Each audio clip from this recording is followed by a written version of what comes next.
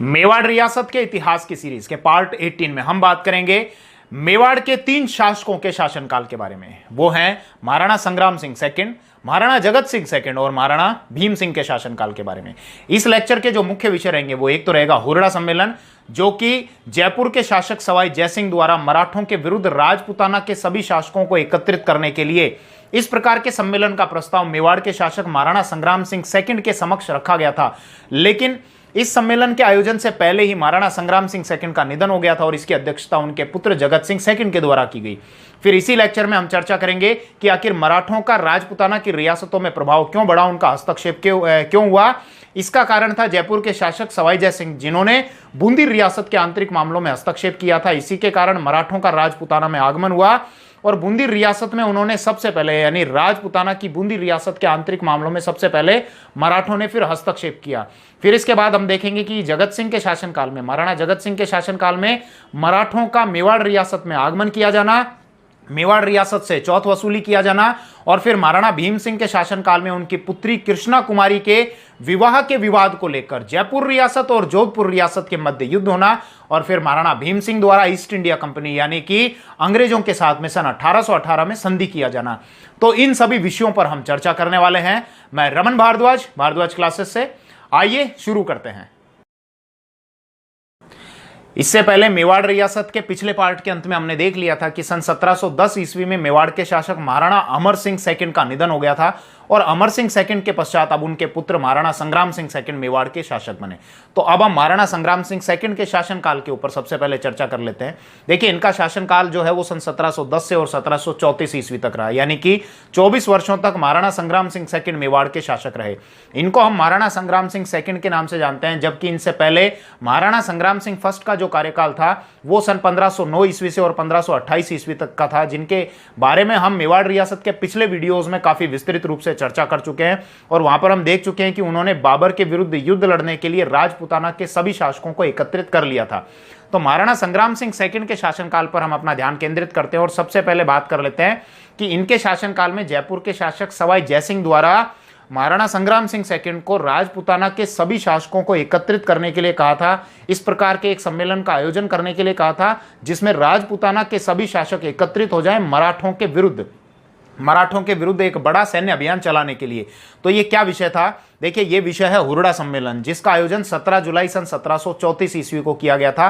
हुरड़ा वर्तमान में आता है राजस्थान के भीलवाड़ा में और उस समय मेवाड़ रियासत में आया करता था। तो इस सम्मेलन के आयोजन का जो उद्देश्य था वो ये था कि राजपुताना के सभी शासक एकत्रित होकर मराठों के विरुद्ध एक बड़ा सैन्य अभियान चलाएं, जिसके कारण मराठों का राजपुताना से प्रभाव कम किया जा सके। तो जयपुर के शासक सवाई जयसिंह द्वारा महाराणा संग्राम सिंह सेकंड के शासनकाल में यह प्रस्ताव रखा गया था, लेकिन इसके आयोजन से पहले ही महाराणा संग्राम सिंह सेकंड का निधन हो गया था। इसीलिए इस आयोजन की जो अध्यक्षता की थी वो संग्राम सिंह सेकंड के पुत्र महाराणा जगत सिंह सेकंड के द्वारा की गई थी। लेकिन एक बार हम इस विषय पर थोड़ी सी चर्चा कर लेते हैं कि आखिर राजपुताना के शासकों को मराठों के विरुद्ध एकत्रित करने के लिए इस प्रकार के सम्मेलन का आयोजन क्यों किया गया था और सवाई जयसिंह द्वारा ही इस प्रकार का प्रस्ताव क्यों रखा गया था। तो इसके लिए हमको थोड़ा सा सवाई जयसिंह, जयपुर के शासक सवाई जयसिंह के बारे में थोड़ी सी चर्चा करनी पड़ेगी। हालांकि इस विषय पर ज्यादा गहराई से तो चर्चा नहीं करेंगे, लेकिन फिर भी मराठों का राजपुताना में जो प्रभाव बढ़ रहा था उस विषय को थोड़ा सा हम टच करने का प्रयास करते हैं। तो एक बार थोड़ा सा जयपुर रियासत की ओर चलते हैं।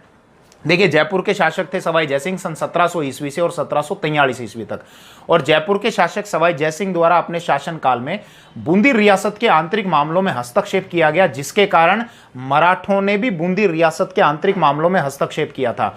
और यह पहला ऐसा विषय था कि जब मराठों द्वारा राजपुताना की किसी रियासत के आंतरिक मामलों में हस्तक्षेप किया गया हो। क्या विषय था कि बूंदी के जो शासक थे सवाई जयसिंह के समय में वो थे बुद्ध सिंह, और बुद्ध सिंह जो हैं वो सवाई जयसिंह के साथ में मुगलों के जितने भी सैन्य अभियान हुआ करते थे उसमें सवाई जयसिंह के साथ में वो कई बार गए थे, यानी ये दोनों एक दूसरे से भली भांति परिचित थे। लेकिन बुद्ध सिंह जब वृद्ध होने लगे तो उस समय सवाई जयसिंह ने बुद्ध सिंह को बूंदी की गद्दी से हटाकर दलेल सिंह को बूंदी का शासक बना दिया। दलेल सिंह जो है ये करवार के जागीरदार सालिम सिंह हाड़ा के पुत्र थे।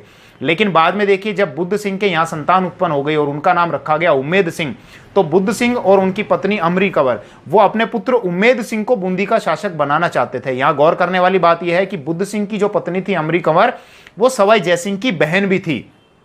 लेकिन देखिए सवाई जयसिंह ने क्या किया था, दलेल सिंह को तो बूंदी का शासक बना दिया था और बूंदी पर भी अपना प्रभाव स्थापित कर लिया था, अपना प्रभाव बढ़ा लिया था। इसीलिए जब बुद्ध सिंह और उनकी पत्नी अमरी कंवर वापस बूंदी राज्य को प्राप्त करना चाह रहे थे तो जयपुर के शासक सवाई जयसिंह ने उनका राज्य स्थापित नहीं होने दिया, यानी उनका प्रभाव स्थापित नहीं होने दिया। तो इसी के कारण अब अमरी कंवर ने मराठा सरदार राव होलकर को राखी भेजी और पैसों के बदले उनसे सहायता प्राप्त की।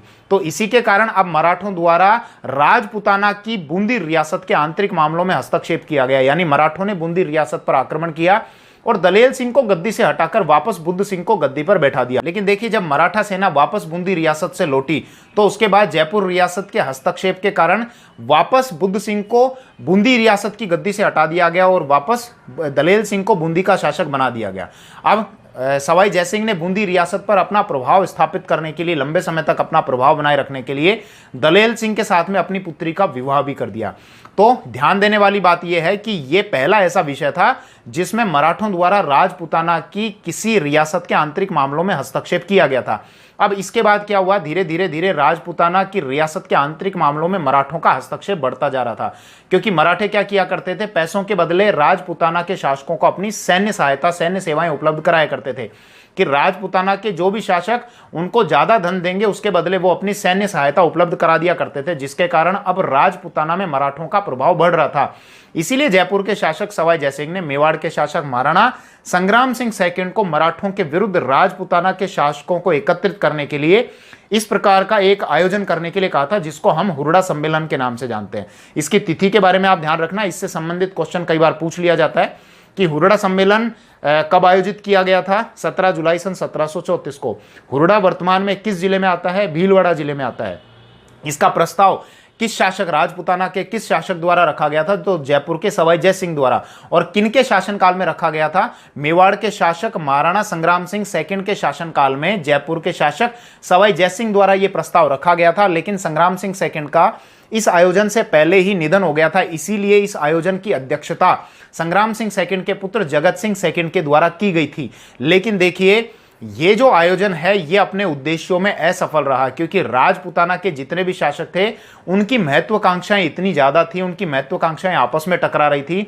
इसीलिए जिन उद्देश्यों को लेकर इस प्रकार का आयोजन ये रखा गया था, जो ये सम्मेलन बुलाया गया था, ये अपने उद्देश्यों की प्राप्ति नहीं कर सका। तो ये हमारी बात हो गई हुरडा सम्मेलन पर और राजपुताना में मराठों का जो प्रभाव बढ़ता जा रहा था उस विषय पर। अब हम थोड़ा सा और आगे बढ़ते हैं, लेकिन उससे पहले एक बार महाराणा संग्राम सिंह सेकंड के शासनकाल में इनके द्वारा बनाए गए दो विषय हम एक बार चर्चा में ले लेते हैं, क्योंकि वहां से भी सवाल पूछ लिए जाते हैं। एक तो सहेलियों की बाड़ी और इसके अतिरिक्त वैद्यनाथ मंदिर। तो ध्यान रखना, महाराणा संग्राम सिंह सेकंड द्वारा उदयपुर में सहेलियों की बाड़ी का निर्माण कराया गया था और इसके अतिरिक्त सीसारमा स्थान है, वहां पर वैद्यनाथ का मंदिर भी बनाया गया था। ये क्वेश्चन पूछ लिए जाते हैं कि सहेलियों की बाड़ी और वैद्यनाथ मंदिर किसके द्वारा बनाए गए थे, किसके द्वारा निर्मित हैं, तो महाराणा संग्राम सिंह सेकंड के द्वारा। ठीक है, अब संग्राम सिंह सेकंड के पश्चात अब हम आ जाते हैं महाराणा जगत सिंह सेकंड के शासनकाल में। जगत सिंह सेकंड का जो शासनकाल है वो सन 1734 ईस्वी से और 1778 ईस्वी तक का रहा। इनके शासनकाल में गौर करने वाली बात यह है कि मराठों ने मेवाड़ रियासत के आंतरिक मामलों में सबसे पहले महाराणा जगत सिंह सेकंड के शासनकाल में ही हस्तक्षेप किया था। यानी कि बूंदी रियासत से तो अब मराठों का राजपुताना में प्रभाव धीरे धीरे बढ़ना शुरू हो गया, लेकिन मेवाड़ रियासत में सबसे पहले उन्होंने जो हस्तक्षेप किया मेवाड़ रियासत के आंतरिक मामलों में और मेवाड़ से चौथ वसूली उन्होंने जो की वो महाराणा जगत सिंह सेकंड के शासनकाल में की थी। इन्हीं के शासनकाल में मराठे मेवाड़ में आए और मेवाड़ से चौथ वसूली भी की। चौथ वसूली ये होती है कि राज्य का जितना रेवेन्यू होता है, जितना राजस्व होता है, तो चौथ यानी उसका 1/4 हिस्सा मराठों के द्वारा लिया जाता था महाराणा जगत सिंह सेकंड के शासनकाल में। ठीक है, कुछ और विषय, महाराणा जगत सिंह सेकंड के द्वारा ही पिछोला झील में जगत निवास का निर्माण कराया गया। ध्यान रखना, जग मंदिर और जग निवास अलग है, जबकि इनके द्वारा जगत निवास का निर्माण कराया गया था। इनके एक कवि थे, एक लेखक हैं जिनका नाम है नेकराम, और नेकराम के द्वारा एक ग्रंथ लिखा गया है जगत विलास। ये क्वेश्चन पूछ लिया जाता है कि नेकराम किनके दरबारी कवि थे और जगत विलास की रचना किसके द्वारा की गई है, तो इनके दरबारी कवि नेकराम के द्वारा जगत विलास की रचना की गई है। महाराणा जगत सिंह सेकंड के शासनकाल में ही नादिर शाह द्वारा दिल्ली पर आक्रमण किया गया था और यह क्वेश्चन पूछा जा चुका है कि मेवाड़ के किस शासक के समय नादिर शाह द्वारा दिल्ली पर आक्रमण किया गया था, यानी भारत पर आक्रमण किया गया था। तो उस समय मेवाड़ के शासक थे महाराणा जगत सिंह सेकंड। एक बार हम थोड़ी सी नादिर शाह के ऊपर भी चर्चा कर लेते हैं। देखिए, नादिर शाह जो है ये फारस का शासक था और इसको ईरान का नेपोलियन कहा जाता है। इसने भारत पर आक्रमण किया था। ये युद्ध कहलाता है करनाल का युद्ध। करनाल वर्तमान में आता है हरियाणा स्टेट में, और 1739 में इसके द्वारा यह आक्रमण किया गया था, करनाल का युद्ध। उस समय मुगल सम्राट थे मोहम्मद शाह। तो नादिर शाह ने भारत पर आक्रमण किया था और भारत की अपार धन संपदा को लूटते हुए यह वापस चला गया था। नादिर शाह के द्वारा ही भारत से कोहिनूर हीरा लूटा गया था।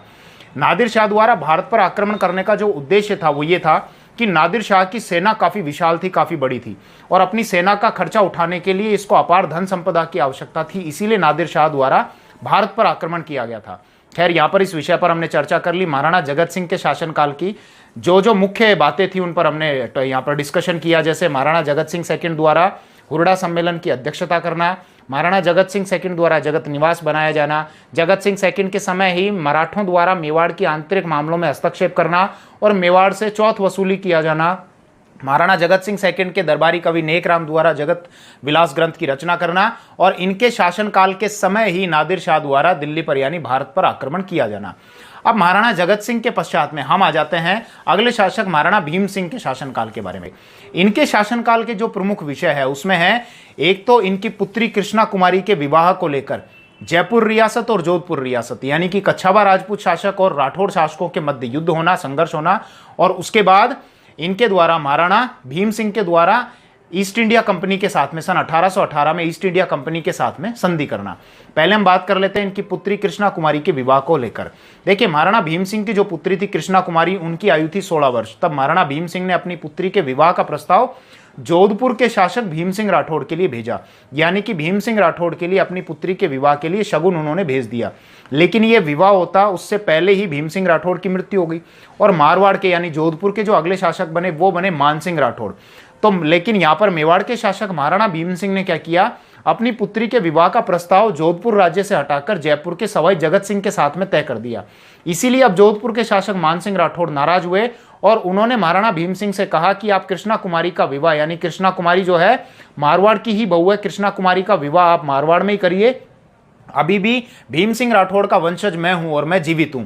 इस बात को लेकर जयपुर रियासत और जोधपुर रियासत यानी कि जयपुर के सवाई जगत सिंह और जोधपुर के मान सिंह राठौड़ के मध्य में विवाद हुआ और एक युद्ध हुआ सन 1807 में, जिसको कहा जाता है गिंगोली का युद्ध। इस गिंगोली के युद्ध में जयपुर राज्य की सेनाओं ने जोधपुर राज्य की सेनाओं को पराजित कर दिया, लेकिन मात्र इस युद्ध के बाद ही ये विवाद समाप्त नहीं हुआ। ये विवाद निरंतर चलता रहा, निरंतर बढ़ता रहा। तो बाद में अमीर खां पिंडारी के कारण महाराणा भीम सिंह ने अपनी पुत्री को जहर देकर मरवा दिया। तो यहां पर देखिए, ये विषय ये ठीक नहीं हुआ कृष्णा कुमारी के साथ में, और ये ऐसा विषय था जिसके कारण ना केवल मेवाड़ रियासत बल्कि पूरे राजपुताना पर एक कलंक लग गया। इसके बाद हम दूसरे विषय पर चर्चा कर लेते हैं, और वो विषय है मेवाड़ और ईस्ट इंडिया कंपनी के मध्य यानी अंग्रेजों के मध्य संधि होना सन 1818 ईस्वी में। देखिए, राजपुताना की रियासतों में मराठों और पिंडारियों का प्रभाव बढ़ता जा रहा था, और इसीलिए अब राज्यों की जो आंतरिक सुरक्षा है और बाहरी सुरक्षा है वो समाप्त होती जा रही थी, वो कम होती जा रही थी। इसीलिए राजपुताना की अन्य रियासतों की तरह महाराणा भीम सिंह ने भी मेवाड़ रियासत की ईस्ट इंडिया कंपनी के साथ में संधि कर ली, और ये संधि की गई सन 1818 ईस्वी में। यहां से क्वेश्चन निकल कर आता है, पूछ लिया जाता है कि मेवाड़ रियासत की ओर से किस शासक ने और कब ईस्ट इंडिया कंपनी के साथ यानी अंग्रेजों के साथ में संधि की थी। तो ध्यान रखना, महाराणा भीम सिंह के द्वारा की गई थी और 1818 ईस्वी में की गई थी। अब ईस्ट इंडिया कंपनी की ओर राजपुताना के जो शासक हैं वो ईस्ट इंडिया कंपनी की ओर क्यों जा रहे थे, एक एक करके उनसे संधि क्यों करते जा रहे थे, तो ये तो काफी लंबा चौड़ा विषय है, लेकिन फिर भी थोड़ा सा हम एक बार डिस्कशन कर लेते हैं। बाकी इस विषय पर हम विस्तृत रूप से चर्चा करेंगे 1857 की क्रांति वाले टॉपिक में। देखिए, जब राजपुताना में मराठों और पिंडारियों का हस्तक्षेप बढ़ता जा रहा था तो यहां पर अंग्रेजों ने इस बात का फायदा उठाया, और वो क्या किया करते थे कि जिस रियासत से उनकी संधि हो जाती थी वहां पर उनकी सुरक्षा की गारंटी वो लेते थे, यानी कि अब उस रियासत की विदेश नीति जो है वो ईस्ट इंडिया कंपनी प्रभावित करती थी, और उनकी सुरक्षा के लिए वहां पर एक अंग्रेज रेजिमेंट नियुक्त कर दिया करती थी कि यदि कोई बाहरी शक्ति उन पर आक्रमण करेगी तो अंग्रेज उनकी सहायता करेंगे। इसके बदले केवल उस रियासत को उस अंग्रेज रेजिमेंट की सैनिक टुकड़ी का खर्चा उठाना पड़ता था और अंग्रेजों को टैक्स देना पड़ता था। लेकिन धीरे धीरे इसके बाद अंग्रेजों ने राजपुताना, न केवल राजपुताना बल्कि भारत में भी अपना प्रभाव बढ़ाना शुरू कर दिया था, और ये काफी लंबा चौड़ा विषय है, काफी बड़ा चर्चा का विषय है। इस विषय पर हम चर्चा करेंगे 1857 की क्रांति में। वैसे महाराणा भीम सिंह के शासनकाल के बारे में हमने दो विषय देख लिए, एक तो इनकी पुत्री कृष्णा कुमारी के विवाह के विवाद को लेकर, और दूसरा महाराणा भीम सिंह द्वारा अब ईस्ट इंडिया कंपनी के साथ में संधि किया जाना और अंग्रेजों की अधीनता स्वीकार कर लेना। तो यहां पर देखिए, मेवाड़ रियासत के ये टोटल हमने 18 पार्ट बना लिए, और मुख्य रूप से मेवाड़ रियासत यहां तक ही होती है। इसके बाद भी मेवाड़ के राजा रहे, मेवाड़ के महाराणा रहे, लेकिन उनके विषय में हम मेवाड़ रियासत के अब इस सीरीज में चर्चा नहीं करेंगे।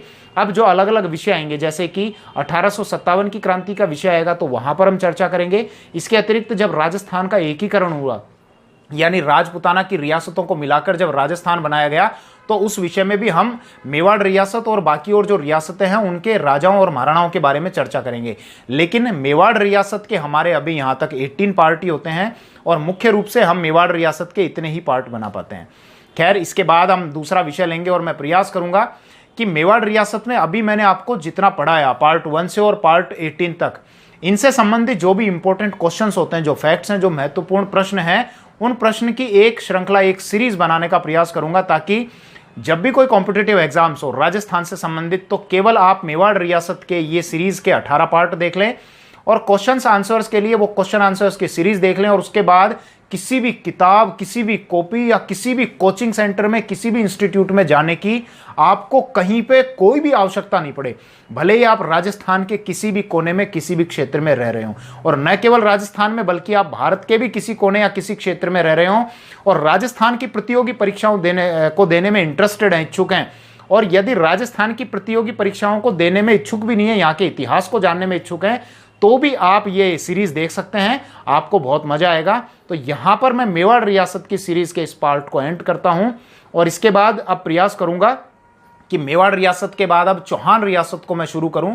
चौहान रियासत जिसमें हमारी अजमेर रियासत रहेगी, रणथंभौर रियासत रहेगी, सिरोही का पार्ट रहेगा, जालौर का पार्ट रहेगा, तो वहां पर हम चर्चा करेंगे। क्योंकि अभी मैं ये सोच रहा था कि इसके बाद मारवाड़ रियासत लेकर आऊं, लेकिन ज़्यादातर स्टूडेंट्स के जो कमेंट आ रहे हैं और डिमांड आ रही है वो चौहान रियासत को लेकर आ रही है, इसीलिए अब मेवाड़ रियासत के बाद मैं चौहान रियासत को शुरू करूंगा। धन्यवाद, थैंक यू।